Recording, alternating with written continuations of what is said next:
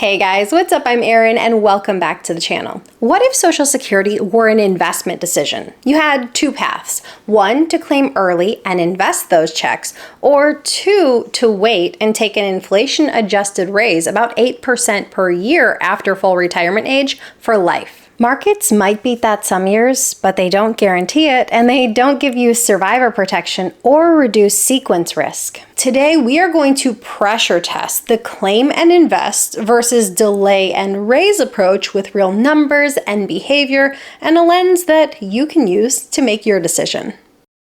Before we debate taking Social Security early and investing it, we need to understand how the benefit itself grows. If your full retirement age is 67, claiming early permanently reduces your benefit. Claiming later permanently increases your benefit. And focusing on that word permanently, that means whenever you decide to claim your benefit, that amount is locked in for life. But of course, you do get cost of living adjustments, which would be stacked on top. Notice how the increase accelerates as you wait. From 60 to 64, you pick up about 5% per year as the early filing penalty shrinks.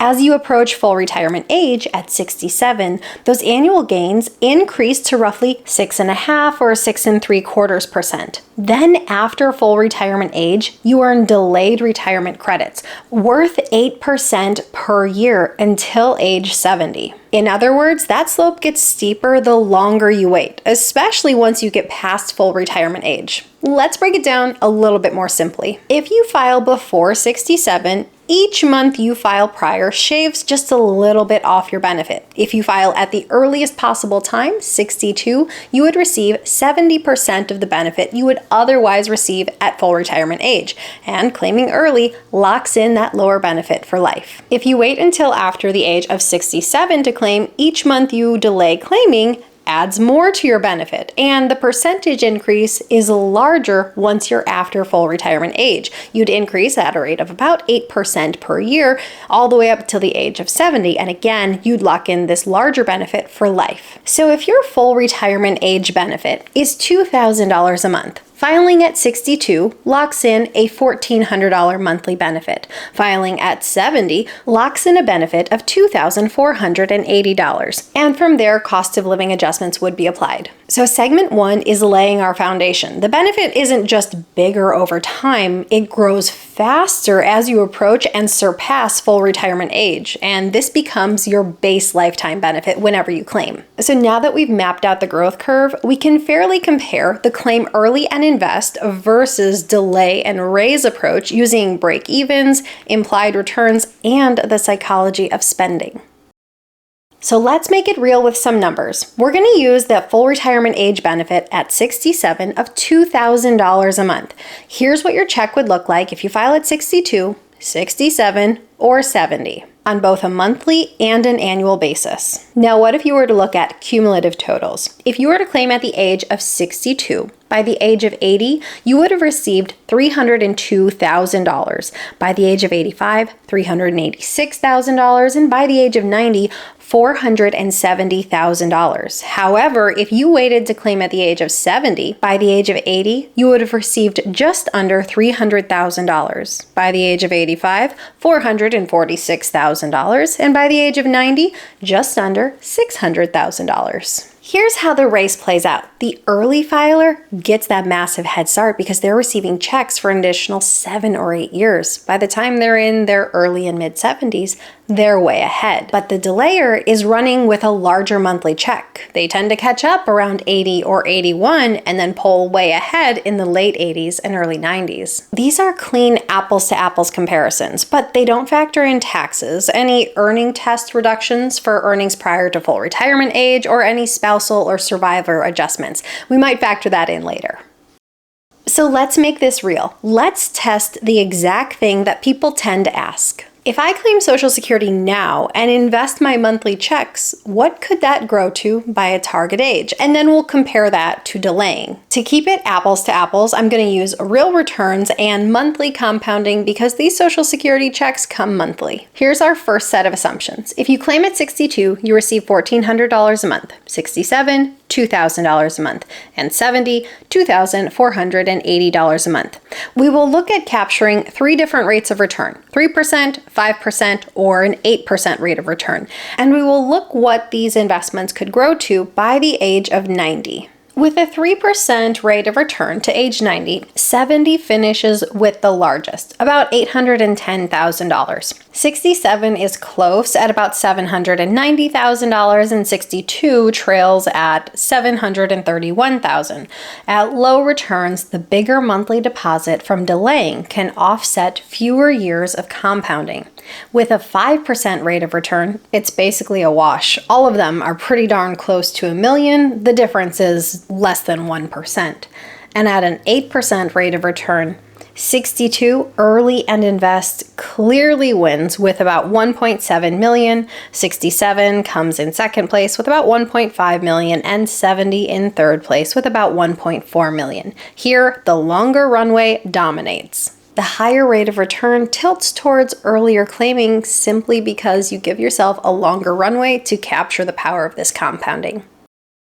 I also want to take a moment and show tables of what these checks would grow to at intermediate ages, not just 90. So if you claimed at the age of 62, how much would you have invested at, say, 67, 70, or age 80? We'll do the same if you claim at age 67, what might it be at 70 or 80? And then same with claiming at 70, what might it grow to by 80? If you were to claim at 62, receiving $1,400 a month, at a 3% rate of return by the age of 67, you'd have about $90,000. If you could capture an 8% rate of return, it'd be over $100,000.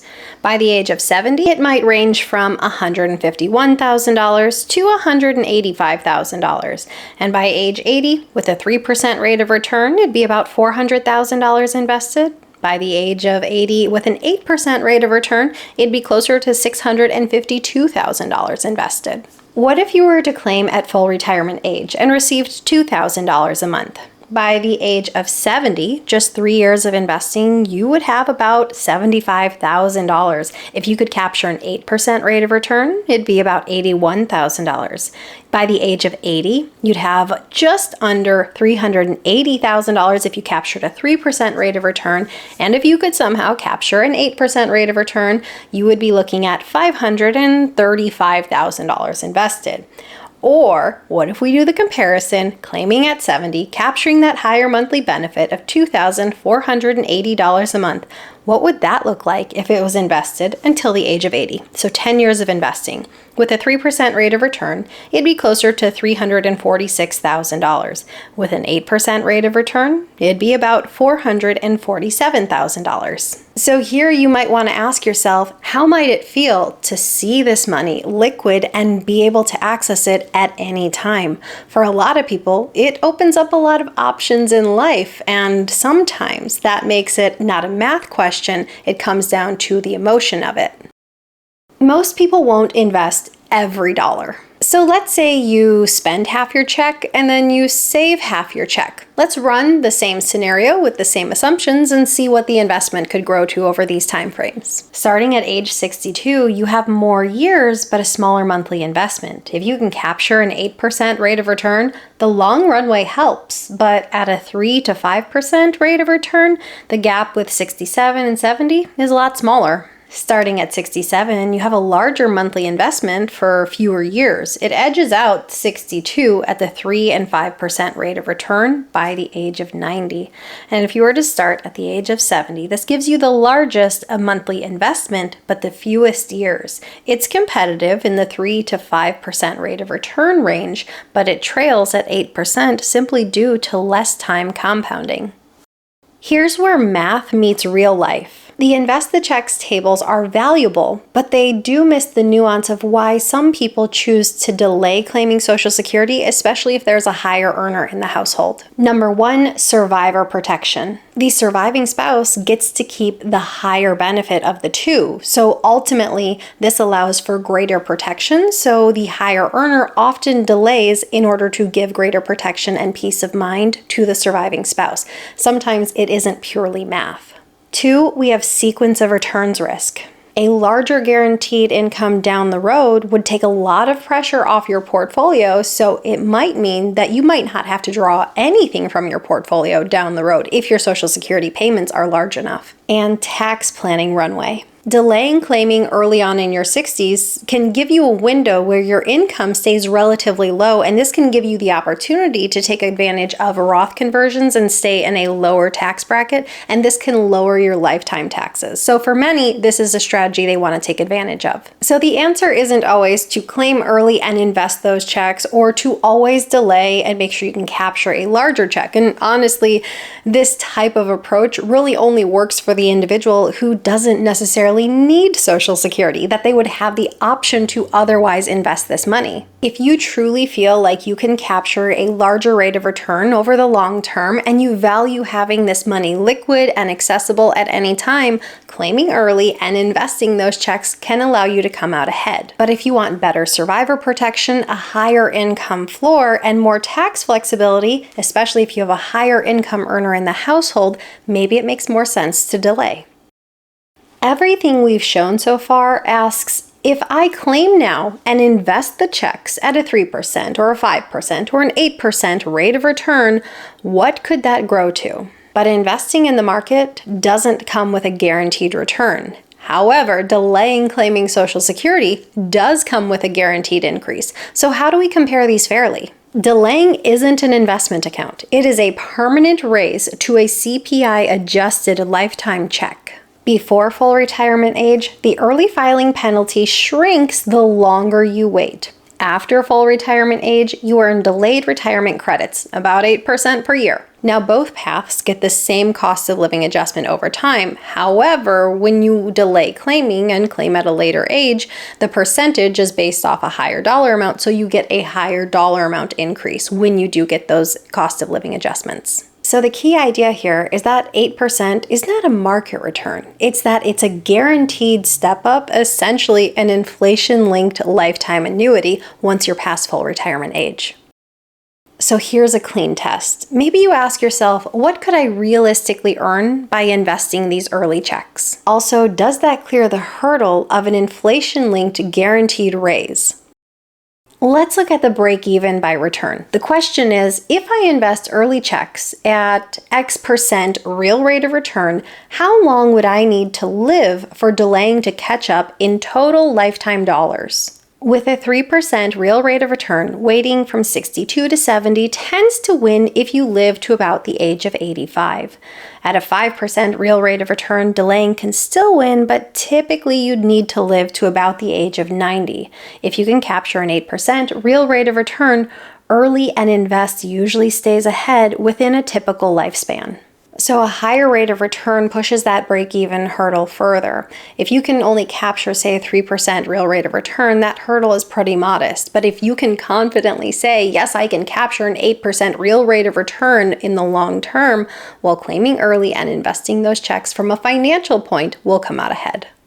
What about the implied return of waiting? The question here is, if I delay, what inflation protection return am I effectively getting on that decision, assuming I live to a certain age? Think of this as your risk-free CPI-linked yardstick. If your risk-adjusted market expectation is below 4 to 5% real rate of return, delaying, especially 67 to 70, often wins. If you can truly capture 8% as a real rate of return and stomach the volatility that comes with investing in equities, early and invest can still outpace the delay. So the question isn't, is 8% better than 8%? It's what risk-adjusted after inflation return can you realistically capture and for how long? Versus a guaranteed CPI-linked raise that also improves survivor benefits and reduces sequence risk. That's the hurdle view, and that's the best way to decide. Beyond the math, there are a few other decisions that move the needle. We touched on a few of them, one being survivor protection, 2 being sequence of risk returns, and 3 a tax planning runway. But one category deserves a more nuanced answer, and this is the psychology of checks coming in every single month versus selling a portion of your portfolio. A guaranteed income stream feels different than a brokerage account. People tend to spend their paychecks, but they baby that portfolio, and the data is overwhelmingly consistent here. From guaranteed income sources like Social Security or an annuity, retirees tend to spend about 80% simply because it feels like a paycheck. But when it comes to a portfolio, retirees on average only spend about 50% of what they otherwise could because it feels more painful to draw from this portfolio. Many retirees avoid taking anything from their portfolio as long as possible. In fact, 80% of those with traditional IRAs or 401ks don't take any amount from their portfolio until that mandatory required minimum distribution age. And once RMD age is hit, 84% only take the minimum amount, not $1 more. In fact, one study from Vanguard tracking retirees with a broad mix of accounts found that 1 in 4 retirees didn't withdraw anything over a 5-year period, and many others just withdrew at an irregular basis. Same wealth, different form, different behavior. $1 as a guaranteed income source is treated as spendable, whereas $1 from a portfolio is treated as something to be protected. Some studies have even found that $1 from a guaranteed income source has twice the spending power as $1 from an investment portfolio. What I'm really driving at here is that claiming early may give you greater permission and greater freedom to spend and enjoy your retirement. Let's say we have a 2-person household who expects $5,000 a month in combined Social Security benefits. Most retirees feel completely fine spending 80% or more from guaranteed income streams, so they might feel comfortable spending $4,000 a month from this Social Security because it's a protected income source without any stress. But what if they decide to delay Social Security and live off their investments in the meantime? In scenario B, the couple delays Social Security, but selling shares might feel like spending down that portfolio. So they only allow themselves to draw, say, $2,500 a month from their portfolio. That means they're shorting their own lifestyle by $1,500 a month. That could be $18,000 a year or $54,000 of missed living opportunity over 3 years, even if their plan could safely support more. If you feel like you might fall into this category where spending from your portfolio is difficult, create a Bridge Paycheck. Use your portfolio to give yourself a paycheck. Work with the brokerage house that you're with to set up an automatic monthly withdrawal from your portfolio that goes into your checking account so it feels like a paycheck when it comes in. If you're choosing to delay Social Security. During this time, you would then have this money coming in, and maybe you would feel like you have permission to spend it because it is constantly coming in every single month without you having to do a thing. Giving yourself this dedicated bridge bucket and this automatic monthly payment can give yourself the permission to spend and enjoy the life that you deserve, the life that you've worked so hard for. Let's say we have our couple that at full retirement age had a combined monthly benefit of $5,000 a month.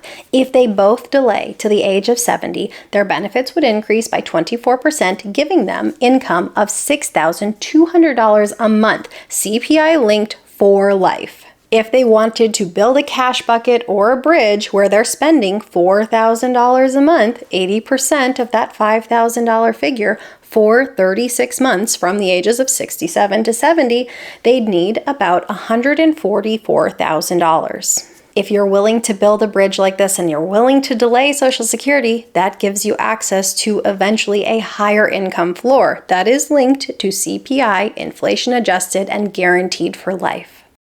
But truly, when it comes to finance, behavior matters as much as math. Mental accounting matters. When a check comes in regularly every single month, it's often treated as spendable. Portfolios are often looked at as something to be guarded. Having a bridge bucket can change everything. Having 2, 3, 4, 5 years worth of expenses sitting at the ready so you can pull it whenever needed to fund your lifestyle without having to worry about how the market is performing, if you're drawing, when it's up or down, can totally change your retirement outlook. And at the end of the day, quality of life is everything.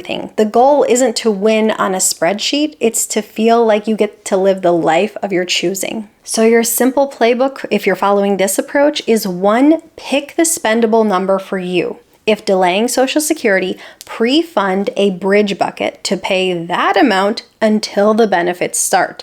3, automate and transfer monthly so it truly feels like income.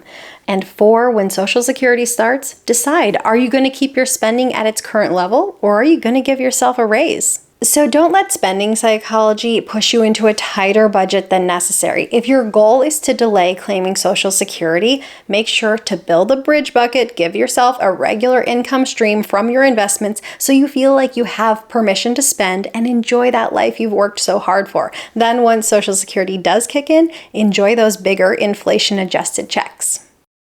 Here's the final checkpoint to tie all of this together. If your risk adjusted after inflation return is 4 to 5% or less, and you and or your spouse are likely to live into your late 80s, delaying, especially considering between the ages of 67, full retirement age, and 70, usually wins on both math and safety. You also get survivor benefits. You get to put less pressure on your portfolio in your later years of retirement because you end up with higher monthly checks. You can have a lower withdrawal rate so you really preserve what you've worked so hard to build. And maybe you even get that tax planning runway. So in your early 60s, maybe you've already stepped away from work. Well, this can be your window of opportunity to do some Roth conversions. If you can truly capture about an 8% real rate of return for years and stomach the volatility, the claiming and invest approach can win. But that is a high bar, and you're giving up a CPI-linked check for life and survivor benefits to chase it. Keep in mind, real means after inflation. So a 5% real rate of return is roughly a 7 to 8% nominal if inflation runs 2 to 3% annually.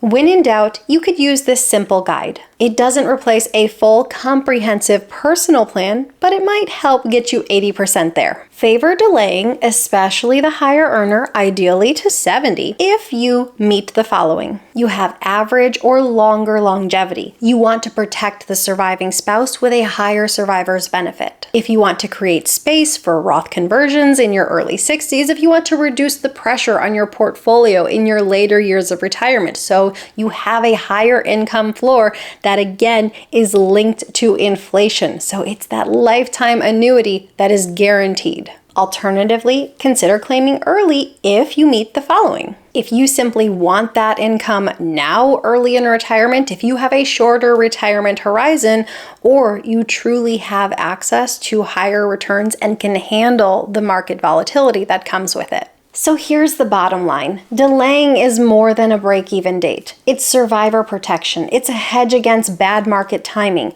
tax flexibility, and a behavior nudge to spend confidently. But ultimately, it is a personal decision, and you have to make the one that works for you, your family, and your household. So what are your thoughts? Do you want to claim early and invest this money? Do you want to delay claiming? Let me know in the comments down below. I post new videos every single week. If you got anything at all out of this one, please give it a like. If you're new here, please consider subscribing, or if you know of someone who might get something out of this type of content, please consider sharing. I'll see you soon. Bye. Sorry, microphone issues. We got a lot of issues. Buying a house today. Very stressed. It's been a process. I should do a video on it. It was not great.